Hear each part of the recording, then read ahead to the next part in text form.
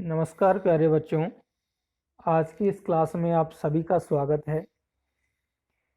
आज हम पढ़ने जा रहे हैं संधि कार्यम। संधि का मतलब होता है जुड़ना या मिलना। पहले के जमाने में जो राजा महाराजा होते थे उनके बीच में भी संधि होती थी। तो संधि का मतलब हुआ दो व्यक्तियों का मिलना। लेकिन यहाँ जो संधि हो रही है वो होगी दो वर्णों के बीच में। सबसे पहले हम पढ़ रहे हैं संधि शब्द की व्युत्पत्ति। व्युत्पत्ति का मतलब होता है कि संधि शब्द किन किन शब्दों के योग से बना है, किन किन शब्दों के मिलने से बना हुआ है। सम उपसर्ग, धा धातु और की प्रत्यय। सम उपसर्ग, धा धातु और की प्रत्यय के योग से संधि शब्द बना है। इसके बाद में संधि की परिभाषा। वर्ण संधान को संधि कहते हैं, अर्थात दो वर्णों के परस्पर मेल अथवा संधान को संधि कहा जाता है। तो संधि से तात्पर्य है दो वर्णों का मिलना। अब दो वर्ण कौन कौन से होते हैं?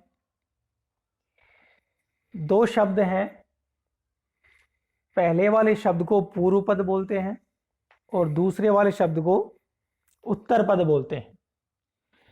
पूर्व पद का अंतिम वर्ण, पूर्व पद का अंतिम वर्ण और उत्तर पद का प्रथम वर्ण, दोनों के बीच में संधि कार्य होता है।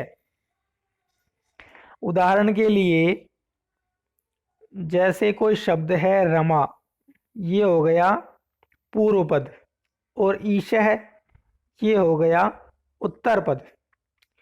तो पूर्व पद का जो प्रथम वर्ण है वो है आ, मैं है और मैं के अंदर अंत में है आ, तो पूर्व पद का अंतिम वर्ण हो गया आ। ईशः जो उत्तर पद है उसका प्रथम वर्ण हो गया ई। तो इन दोनों के बीच में संधि कार्य होगा, पूर्व पद का अंतिम वर्ण और उत्तर पद का प्रथम वर्ण।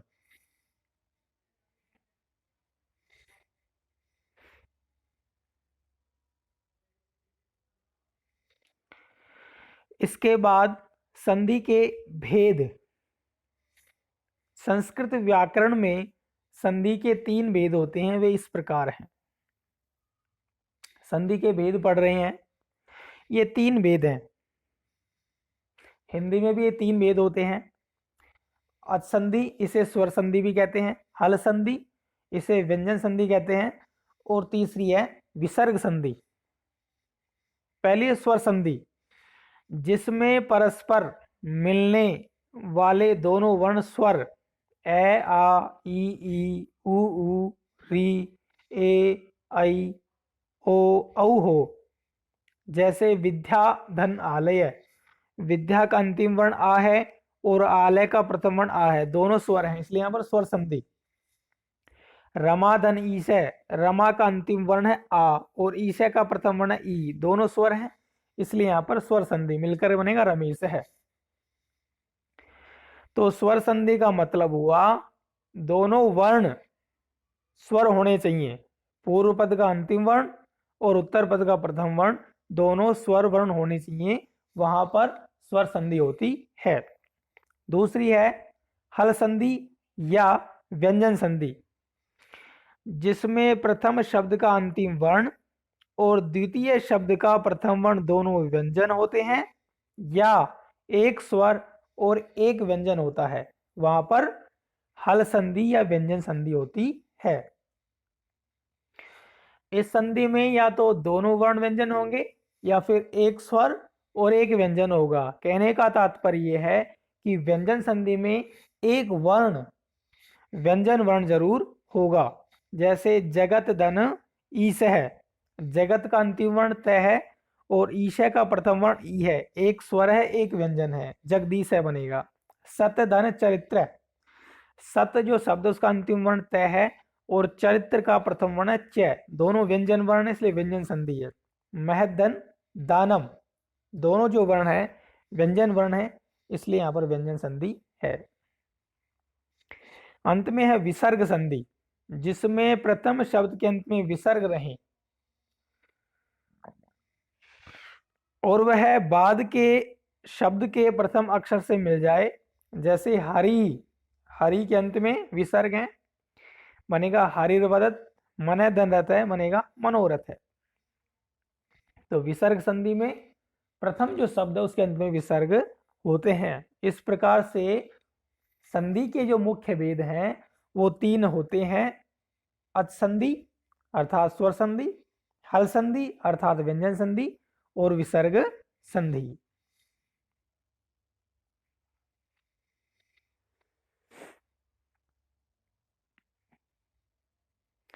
अब हम यहां पर पढ़ेंगे जो हमारी स्वर संधि है, स्वर संधि उसके मुख्य 8 भेद होते हैं, लेकिन आपके सिलेबस में चलते हैं 3 भेद। स्वर जो संधि है वो आपके सिलेबस में 3 भेद चलते हैं, हमें 3 भेद पढ़ने हैं। 3 भेद के नाम हैं दीर्घ संधि, गुण संधि और अयादि संधि। नाम लिख रहा हूं मैं, दीर्घ, गुण और अयादि संधि।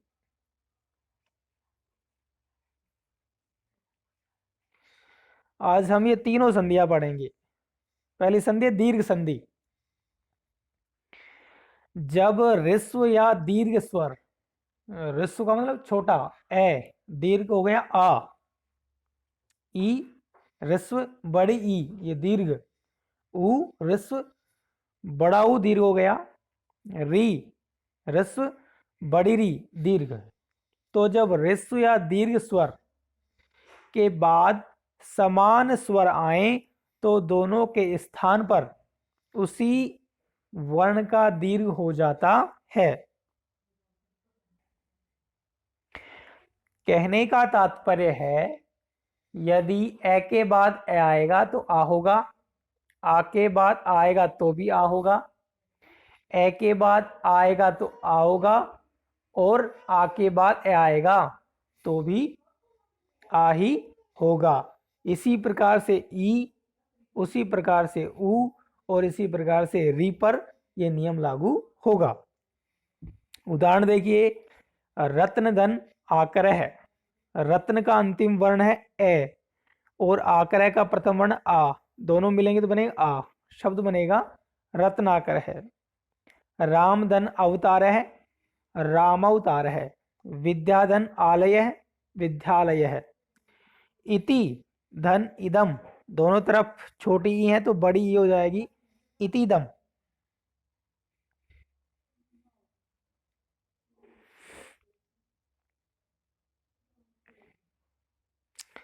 यहां पर देखिए नदी धन ई से है, दोनों बड़ी ई हैं, इनके स्थान पर बड़ी ई हो जाएगी नदीसह। गुरु धन उपदेश है, दोनों तरफ छोटे ऊ हैं, बड़ा ऊ हो जाएगा गुरुपदेश है। लघु धन ऊर्मी, लघुर्मी और होत्री धन रीकार है, होत्रीकार है।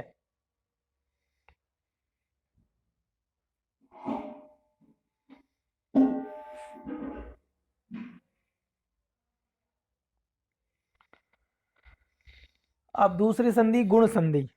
गुण संधि के नियम देखिए, जब ए या आ के बाद ई या बड़ी ई हो तो उसके स्थान पर ए करेंगे, ऊ या बड़ा ऊ हो तो ओ करेंगे और री या बड़ी री हो तो अर करेंगे और ए या आ के बाद में लरी आ जाए तो उसके स्थान पर अल आदेश करेंगे।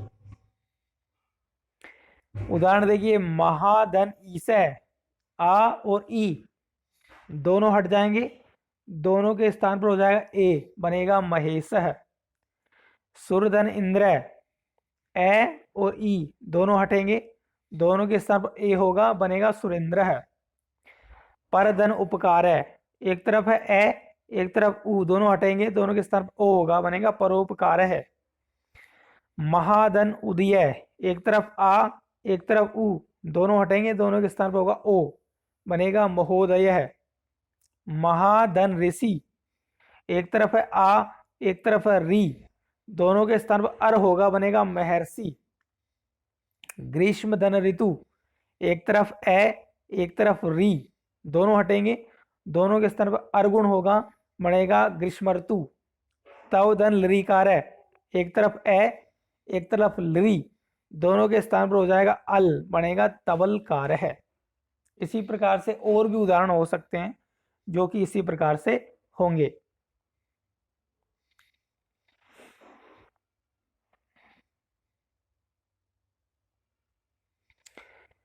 अब है तीसरी संधि अयादि संधि। स्वर संधि के 3 भेद चलते हैं। दीर्घ संधि पढ़ ली है, गुण संधि पढ़ ली, और तीसरी है अयादि संधि।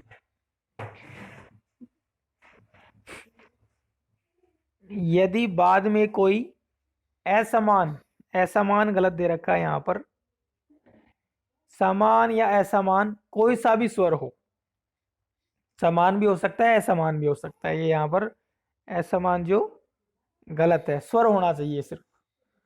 तो क्या होगा, ए के स्थान पर अय होगा, ओ के स्थान पर अव, ऐ के स्थान पर आय, और औ के स्थान पर आव हो जाता है।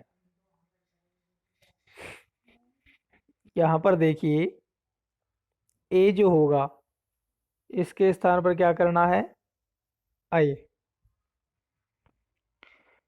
ओ यदि होगा तो उसके स्थान पर हो जाएगा औ। आई यदि है तो उसके स्थान पर होता है आय, और यदि औ है तो उसके स्थान पर होता है आओ। बाद में यदि कोई स्वर हो, कोई भी स्वर हो, समान असमान कोई सा भी हो सकता है, तो उस स्थिति में ए के स्थान पर आए, ओ के स्थान पर आओ, आई के स्थान पर आए, और औ के स्थान पर आओ करेंगे। उदाहरण देखिए, हरे धन ए, हरे का अंतिम वर्ण ए के स्थान पर हो जाएगा आय, ए के स्थान पर हो जाएगा आय, बनेगा हारये। ने धन अनम, ने में अंतिम वर्ण क्या, ए के स्थान पर होगा आय, बनेगा नयनम। पो धन अनय, पो का अंतिम वर्ण क्या है, ओ के स्थान पर क्या होगा आओ, बनेगा पवन है। भो धन अनम, भो का अंतिम वर्ण है ओ के स्थान पर क्या हो जाएगा आओ, भवनम। नई धन अकय, नई का अंतिम वर्ण आई के स्थान पर होगा आय, बनेगा नायक है। गई धन अक है, गई का अंतिम वर्ण आई के स्थान पर होगा आय, बनेगा गायक है। पौ, पौ का अंतिम वर्ण औ के स्थान पर होगा आव, बनेगा पावक है। द्वौ धन अपि, द्वौ का अंतिम वर्ण औ को होगा आव, बनेगा द्वावपि। और गौ धन अपि, गौ का अंतिम वर्ण औ के स्थान पर होगा आव, बनेगा गावपि। इसी प्रकार से और भी उदाहरण हो सकते हैं। अब परीक्षा में किस प्रकार से प्रश्न पूछे जाते हैं, परीक्षा में सिर्फ 2 प्रकार से प्रश्न आते हैं, या तो संधि विच्छेद या संधि करना। यदि संधि विच्छेद दे रखा है तो आपको संधि करना है, और संधि दे रखी है तो उसका संधि विच्छेद आपको करना होता है।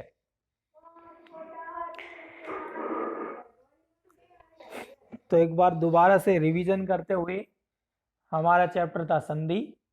संधि शब्द की व्युत्पत्ति है समुपसर्ग, धातु और की प्रत्यय। संधि शब्द की परिभाषा, 2 वर्णों के मेल को संधि कहते हैं। संधि कहाँ होती है, 2 पद हैं, पहले वाला पद, दूसरा पद। पहला जो पद है उसका अंतिम वर्ण, दूसरा जो पद है उसका प्रथम वर्ण। संधि के मुख्य 3 भेद होते हैं, असंधि, हल संधि और विसर्ग संधि। असंधि कहाँ होती है, जहां पहला जो पद है उसका अंतिम वर्ण और दूसरा जो पद है उसका प्रथम वर्ण दोनों स्वर हो। व्यंजन संधि, जहां पर दोनों वर्ण व्यंजन हो या फिर एक स्वर और एक व्यंजन हो, वहां व्यंजन संधि होती है। विसर्ग संधि, जहां प्रथम पद के अंत में विसर्ग हो, वहां विसर्ग संधि होती है। अब हम इनके भेद पढ़ेंगे। असंधि के 8 भेद होते हैं, लेकिन आपके सिलेबस में 3 भेद हैं, दीर्घ संधि, गुण संधि और अयाधि संधि, जो कि हमने आज पढ़ा था।